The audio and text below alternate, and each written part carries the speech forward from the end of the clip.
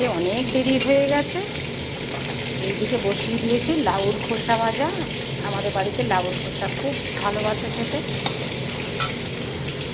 মাছ ভাজা, ডিম দিয়ে বড়ি দিয়ে মাছের ঝোল। দেখো আমি এক্ষুনি ধনেপাতার মাছ দিয়েছি, একটু ফুটবে, তারপর আমি নামিয়ে নেব। হয়েই এসছে।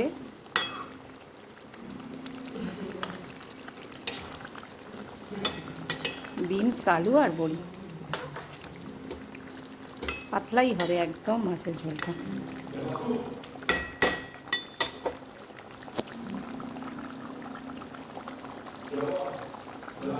আমার রান্না একদম শর্টে করেছি রান্না, কারণ আমার বেরোনোর আছে। ভাতটা বেড়ে দিলাম, আর এই যে লাউয়ের খোসা ভাজা, আর এই যে মাছের ঝোল। আজকের দুপুরের এটাই লাঞ্চ।